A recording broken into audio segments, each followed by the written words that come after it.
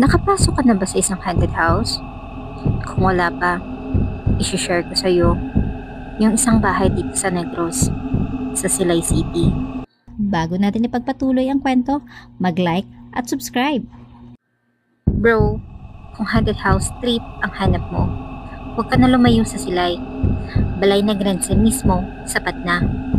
Ang ganda niya sa umaga, parang postcard, pero sa gabi, ibang-iba yung usapan.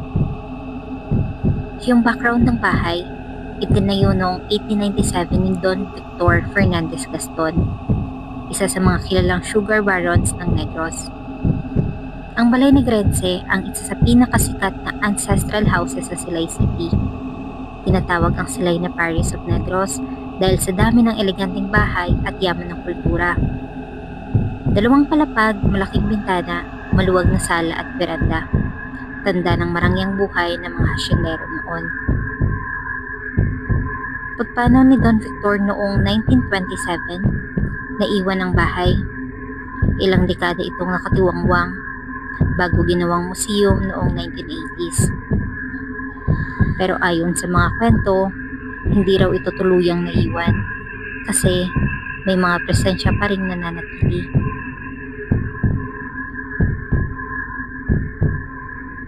Sabi ng iba, may matandang babae sa veranda. Madalas makita ng mga dumadaan, nakasilip lang. Kapag nilapitan, biglang naglalaho. Meron ding may mga batang tumatakbo sa second floor, may mga hakbang, tawanan at takbuhan kahit sarado na ang museo. May piano na tumutugtog mag-isa. Matagal nang hindi ginagamit ang lumang piano, pero may naririnig daw na tugtog sa gabi. At minsan, boses ng lalaki. Parang may amo na naguutos. Sabi ng iba, baka si Don Victor mismo. May mga kwento din ng lokal at ang guard na ayaw mag-isa sa second floor. Isang janitor raw ang tinapik sa balikat. Paglingon niya, wala namang tao. Yung caretaker naman, nakakita ng anino ng bata sa hagdanan kahit nakalak lahat ng pinto.